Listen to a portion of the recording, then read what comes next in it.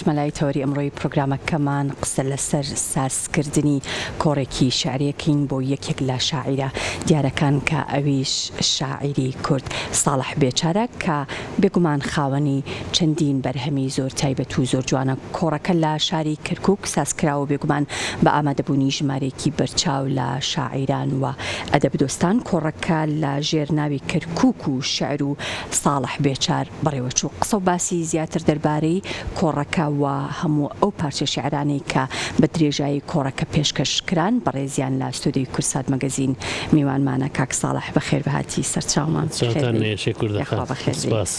دەکەم چۆن بۆ بڕیارت جاکە لە شاری کەرکووک کۆڕێک ساز بکەی؟ بەڵێ هەڵبەت وەک شاعیرێک بە درێژایی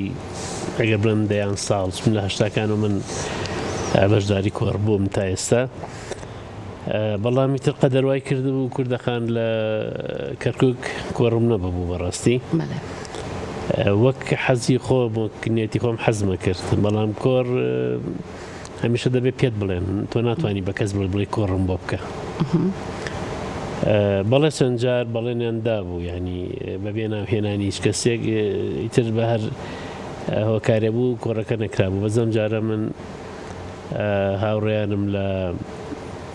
ساڵۆنی شەقامی جمهوری تەلەفۆنیان کرد و داوایان کرد بە حورمەتی زۆرەوە قبوڵم کرد، چون بەڕاستی وەک ئەرشێکی ئەخلاقی و نەتەوەیی زۆر پێم خۆش بوو لە کەرکووک. دیارە لە تەواوی شار و شارۆچکە و قەزا و ناحەکان من کۆڕم بووە. ئیتر دیارە هەلومەرج و بارودۆخەکان بووە کە بەڵامی ترەوە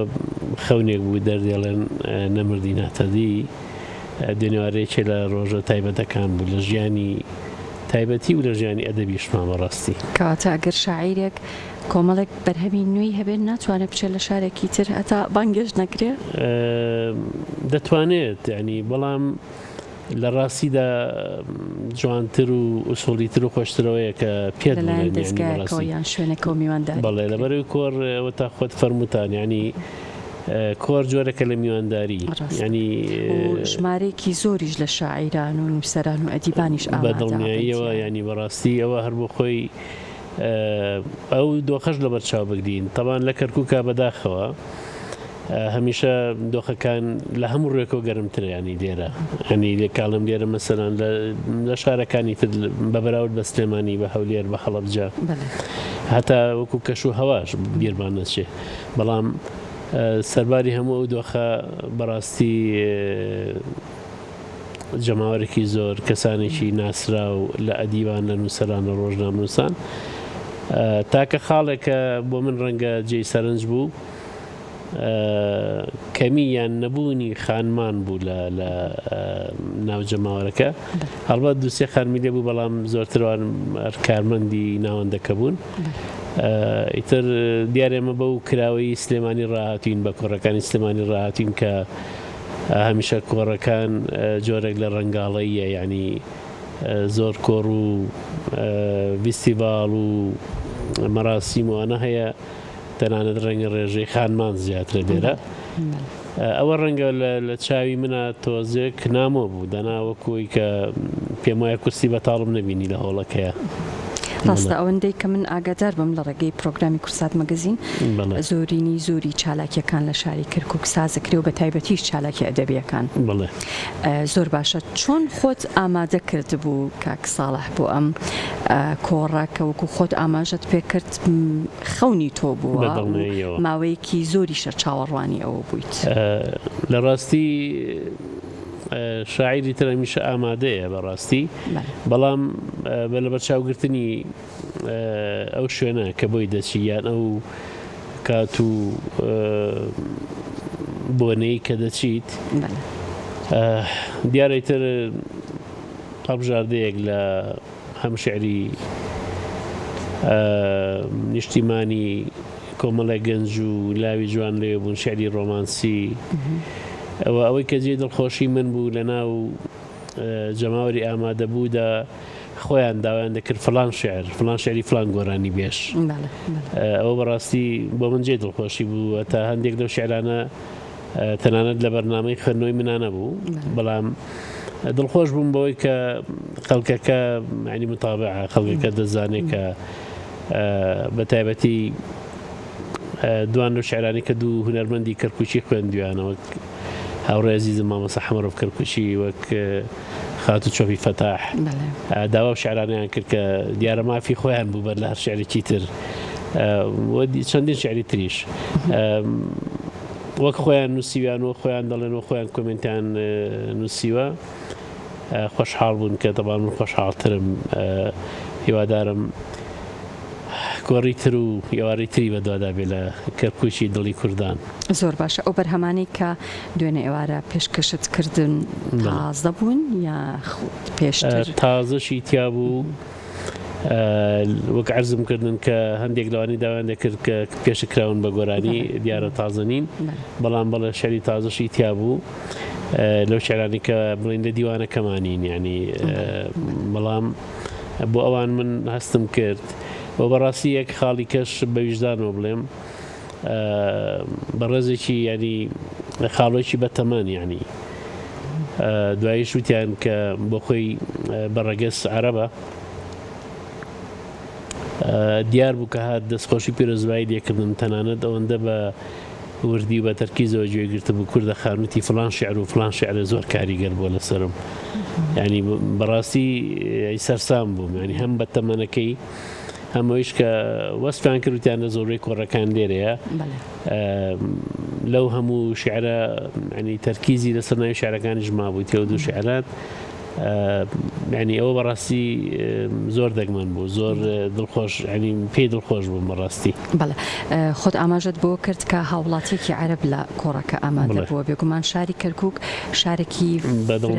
کلتورە و فرە نەتەوەیە چەندێک نەتەوەکانی تر کوردەخانساکە من و نمونەیەم هێنایەوە بەڕاستی لە دەرەوەی ئایتر ڕووپامایی و مجاملەیە قسە بکەین هەر ئەوە تۆ سەیری گەورەی ئەدەب کە سەیری هونەر کە چەند جوانە ینی بەڕێزێکی وە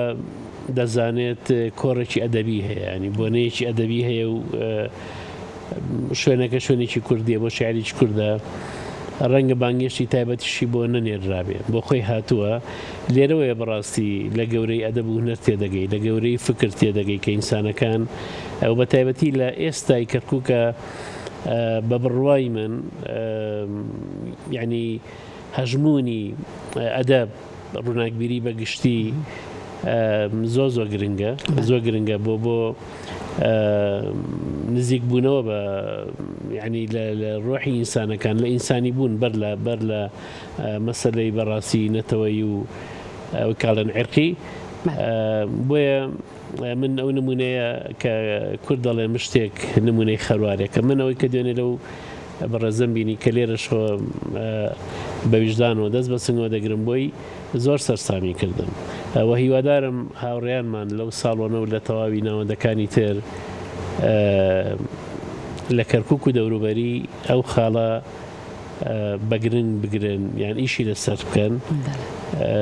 بەڕاستی ڕەنگەوە بەبیستن بمبیستایە بەقەدەوەی کە بینیم و بۆ خۆم بەرم کەوت زۆر ینی سەرسام و دڵخۆشی کردم تەنانەت عەرزم کردن ینی ڕوویایی هەبوو لەسەر شیعرەکان ینی تێی گەیشتە بوو ئەمە ئیشکردن لەسەر ئەو خاڵەگە ڕەنگە بچووکیش بێ بەڵام بە نەتیجە خاڵێکی زۆر گەورەیە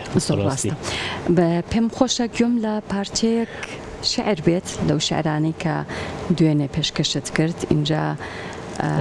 هەڵبەت من هەرزوو زانیم شعری زۆر خوێنرایەوە بەڵامی تر چەند نمونەیە ئەم پارچەی کە پێشکەشمانەکەی یەکەم جارێک گوێمانلی ئەبێ یان پێشتر بڵاو کراوەتەوە یان چۆنە ڕەنگە ئەبەن تازەیە وەک عەرزم کردن لە دیوانانیە بۆ زۆربەی هەواداران و خوێنەرانی من ڕەنگە تازە بێ شعرەکە بە ناوی کەنارە کەنار هەر تەمەن ڕێم بدا و ئەم جارە بێمەوە هەر تەمەن ڕێم بدا و ئەم جارە بێمەوە شوشەی ڕۆح پڕ دەکەم لە عەتری هەناسەت بۆ پرچی شەوانی بێتۆییم بۆ پرچی شەوانی بێتۆییم پێدەشتی بینینم دەکەمە گوڵجاڕی گوڵی لێ و چرۆی مەم هەتاکو تەمەنم سەرانسەر هەمیشە بەهار بێ شەپۆلی بیستنم دەکەمە شەتاوی چرپە و ماچ ئایندەم دەدەمە ژێر ڕێژنە و بەرهاژەی ئۆغژنە ڕێبواری سەرپەنجەی تامەزرۆم بە هەموو هەوراز و نشێوی جەستەتدا دەجێڕم ئامێزت دەکەمە دەریایەک منیش لە کەناریە ساباتێک بۆ شێعر چێ دەکەم. دەست و پەنجەت هەر خۆش بێت عەزیزن کوردەخانم، زۆر سپاسان دەکەم. ئەو خەسڵەتانە چین کە ئەبێت لە پارچەیەک شعری لەم جۆرەیە هەبێت تا بمێنێتەوە؟ شعر طبعا بەر لە هەر شتێکەوە هیچ جنابەت ئاماژەت بە خەسڵەتدانی سیفاتی شعری یان ڕەگەز و پێگاتی شعر. هەڵبەت خەیاڵ ێک لە خەسڵەتیان ێک لە ڕەگەزەکانە خەیاڵ لە شعرە، دواتر زمان پاشان بیرۆکە یاخود ئیتر ئەو دەربڕینی چرکە ساتە هەستیانەی کە هەچی بڵێ تۆ پێشتر وتراوە، بەڵام ئەوە ئەزمون و دنیابینی و سەلیقەیە و شاعیرەیە کە بە جۆرێکی تر دەیڵێ، ئەوە تەکنیکی شەگرێتەوە بە دڵنیاییەوە بەشێکی گەورەیە لە تەکنیک. هەر ئەگەر نمونەیەک بێنینەوە تۆ ڕەنگە دەیان ڕسمی خۆت دەبینی، دەیان ڕسمی شارەکەت دەبینی، بەڵام بۆ ڕسمێکیان زیاتر لە هەمووی ڕادەگرێ. یعنی ئەوەندەی کە ڕەنگە تەکنیکی وێنەگرەکە، ئەوەندەی سەلیقەی وێنەگرەکەیە، یا ئەو گۆشەیە کە ئەو وێنەگرە بەکاری هێناوە جیاوازتر بێت لە هەموو گۆشەی وێنەکانی تر. بۆیە شعریش بەڕاستی هەروایە دەکرێت ئەو شتە پێشتۆ وترابێ، ینی پێشە شاعیرێک نووسرابێ، بەڵام عەرزم کردی ئەو چنین و فەنتازی و خەیاڵ و سەلیقەیە دەورە بینێ کە ئەو خوێنەرە ئەو بیستەرە ئەگەر لە تەواوی ئەو شعریان لە یەک جێشە هەستکات بەر شتێکی تازاکەوێ، بەر شتێکی نەبیستراوەکەوێت، بە بڕای من شعرێکی تازەیە یا شعرێکی نەبیستراوە، مەرج نییە ینی لە سەرەتاوە بۆ کۆتایی هەمووی ئەوە بێت. لە حەزێکی تایە تۆ هەستەکەی هە لە قسەش هەڵێ تواچێکی بڵێرەوە، ینی بۆ هەستەکەیش ئەو شتە ئاوە نەبیستووە. هیوادارم وڵامەکە گەیشتە بێ. دەستەکانت خۆش بێ ڕێزم کوردەخانم. گیان بە نیازی ئەم کۆڕە لە شاری سلێمانی یان لە شارەکانی یان ئەگەر ئەنجامی بێ نەوعێکی تر بێ؟ من قسەکە لە دەمی جەنابەت وەرەگرمە و ئەو بەڕێزانی کە ئیتر لێرە هەڵبەت سلێمانی سەنتەر و ناوەندی زیاتر هەیە، هەر سەنتەر و ناوەندێک با بڵین بەڕەوای ببینێ کە کۆڕ بۆ ئێمە بگرێت، من بێمەرج لە خزمەتیان نابم، ینی بەڵام ئەوکەکە خۆم بە شوێنان بڵێم تۆزێ قورسەنەوە. وەڵڵا دەستەکانت خۆش بێ، بە هیوای سەرکەوتن. زۆر زۆر سپاس.